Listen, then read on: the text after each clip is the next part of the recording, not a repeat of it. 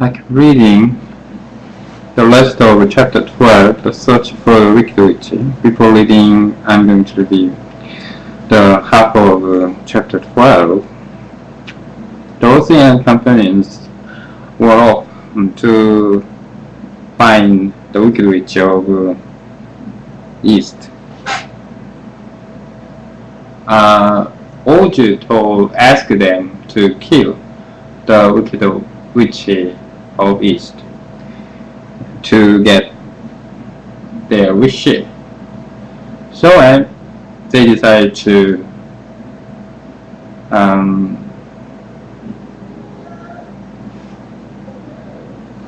go to find the wicked witch.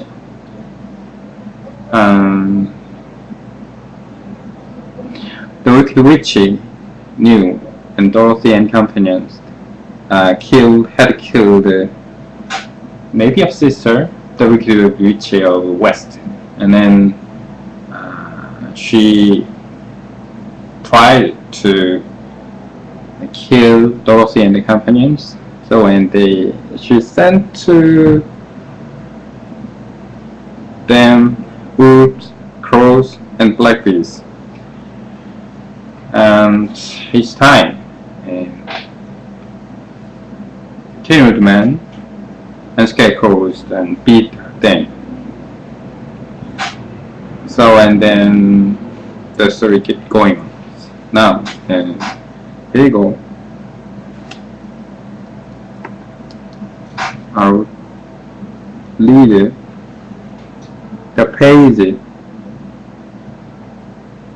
in 10 minutes.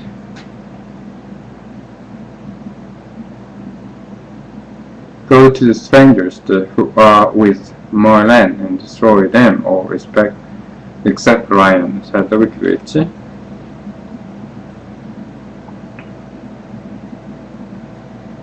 To me, for I have a mind to harness him like a horse and make him work. Your command shall be obeyed, said the leader. Then, with a great deal of chattering and noise, the winged monkeys flew away to the place where Dorothy and her friends were walking. The Tin Woodman carried him through the air until they were over a country thickly covered with sharp rocks. Here they dropped the poor woodman, who fell a great distance to the logs, where he lay so battered and dented that he could neither move or go on. And with their long fingers pulled all of the straw out of his clothes and head. They made his hat, boots, and clothes into a small bundle and threw it into the top branches of a tall tree.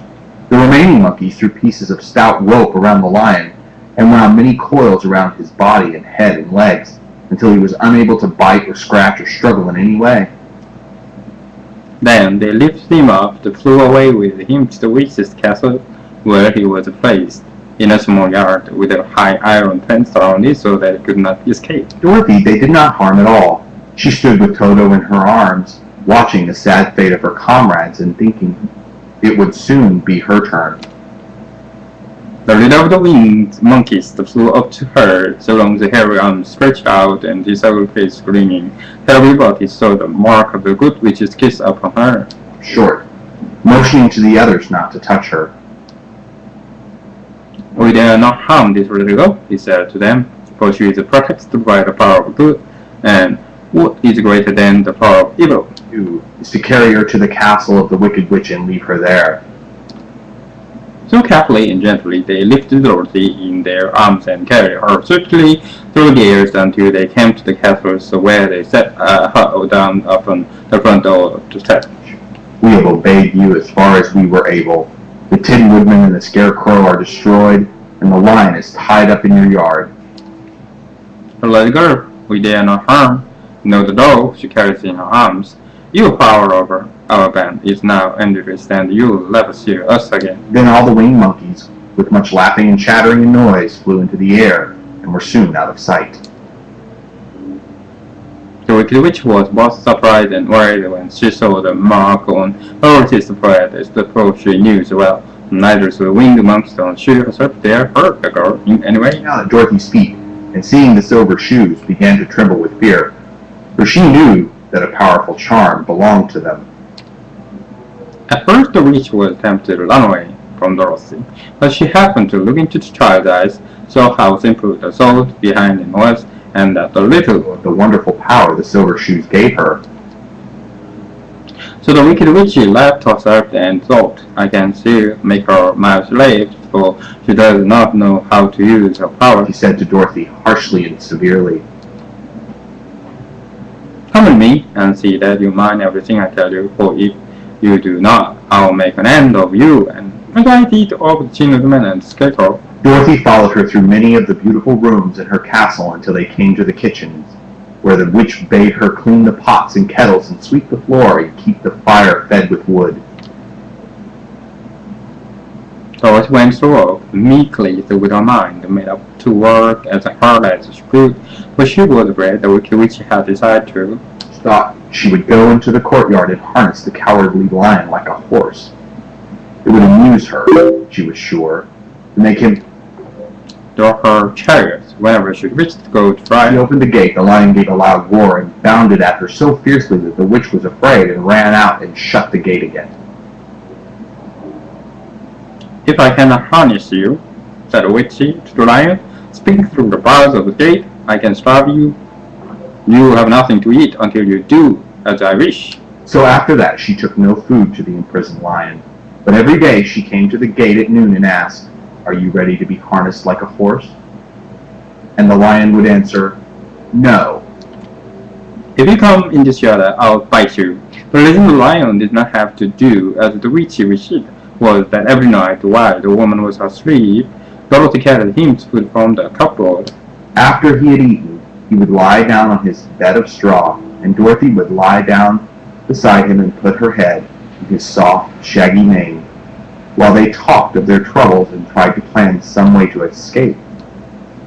But they could find no way to get out of the castle, for it was constantly guarded by the yellow inkists who were the slaves of the wicked witch and too afraid not to so as she told them. The girl had to work hard during the day, and often the witch threatened to beat her with the same old umbrella she always carried in her hand. But in truth, she did not dare to strike Dorothy because of the mark upon her forehead. The child did not notice that it was full of the figure of herself and daughter. The witch struck Toto a blow with her umbrella, and the brave little dog flew at her and bit her leg in return. The witch did not breathe where she was bitten, but she was so wicked that the blood in her had dried up many years before. Very sad, as she grew to understand that it would be harder than ever to get back to Kansas and Aunt Em again.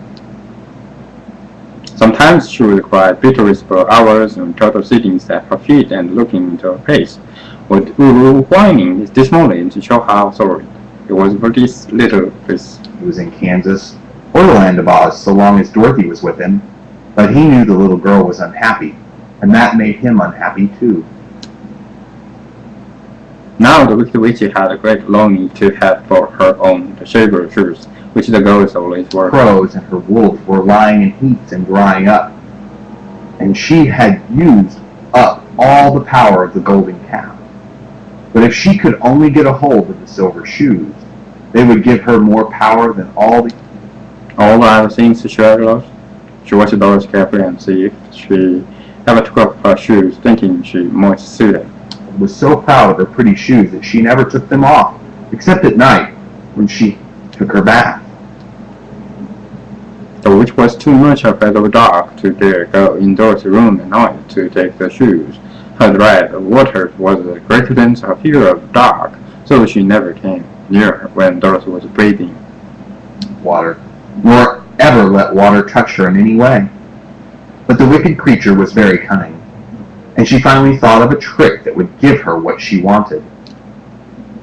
She placed a bulb lying in the middle of the kitchen floor, and then by her magic art made an iron, invisible human eyes. Off the floor, she stumbled over the bar, not being able to see it, and fell at full length. She was not much hurt, but in her fall, one of the silver shoes came off, and before she could reach it, the witch had snatched it away, put it on her own skinny foot. Greatly pleased with the success of her trick, for as long as she had one of the shoes, she owned half the power of their charm, and Dorothy could not use it against her, even had she known how to sew the little girl jeans that she had lost one of her pretty shoes.